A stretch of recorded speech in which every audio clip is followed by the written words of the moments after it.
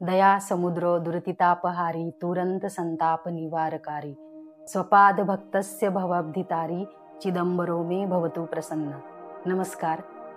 आज हम महाराष्ट्र के ज्ञान सूर्य संत श्रेष्ठ ज्ञानेश्वर महाराज के पसायदान इस प्रार्थना का अर्थ हिंदी में देखने वाले हैं, क्योंकि कुछ लोग महाराष्ट्र के बाहर से भी जुड़े हैं। बहुत सारे लोगों ने इस पसायदान प्रार्थना पर बोला है, लिखा है, लेकिन कुछ ग्रंथ संपदाएं ऐसी होती है जो हमेशा एवरग्रीन होती है। उसके अर्थ में जो सुंदरता है, गहराई है, वो हर बार एक नए तरीके से उभर आती है, और उसमें हमारे माऊली का ये पसायदान है। कोई भी संत हो, उन्होंने हमेशा समस्त मानव जाति का कल्याण ही सोचा है, और वह हमारा ये माऊली का पसायदान सर्वश्रेष्ठ भूमिका निभाता है।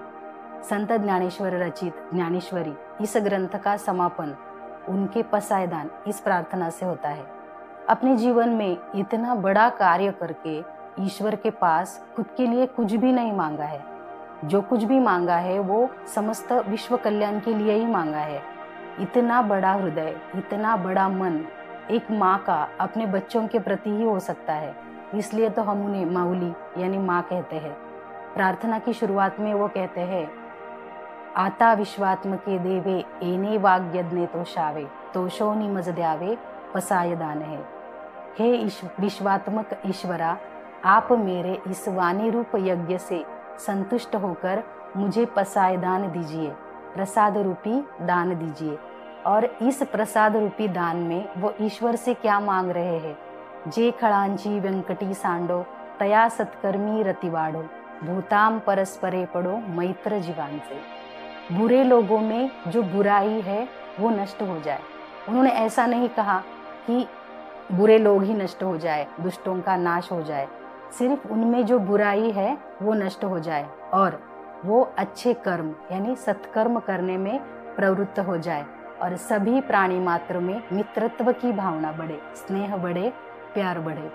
आगे कहते हैं, दुरितान से तिमिर जाओ विश्व स्वधर्म सूर्य पाहो जो जे वांछील तो ते लाहो प्राणी जात।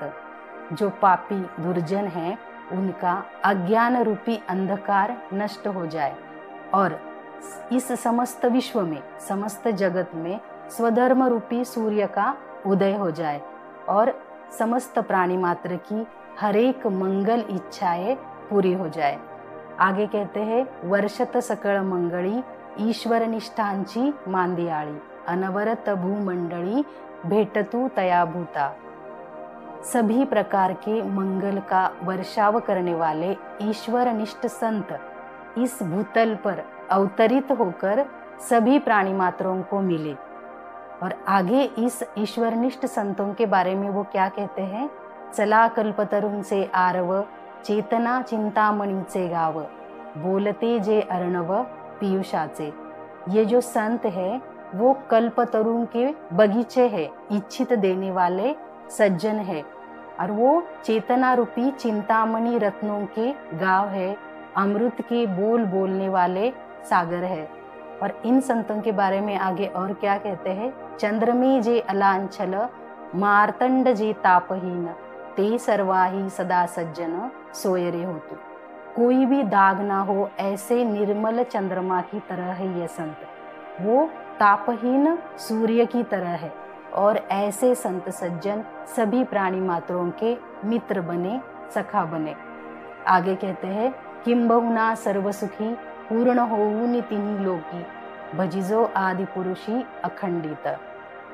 इस जगत में, इस जहां में, विश्व में किंबहुना सर्वसुखी पूर्ण होऊनि तिन्ही लोकी, तीनों लोक सर्व सुख से परिपूर्ण होकर उस आदि पुरुष की सेवा करे। और आगे कहते हैं, आनि ग्रंथोपजीविये विशेषी लोकीये दृष्टा दृष्ट विजये होवावे जी। ये ग्रंथ जिनका जीवन है, मतलब इस ग्रंथ के अनुसार जो जीवन जी रहे हैं, आचरण कर रहे हैं, वो इस जगत के सभी दृश्य अदृश्य भोग पे विजय प्राप्त करे।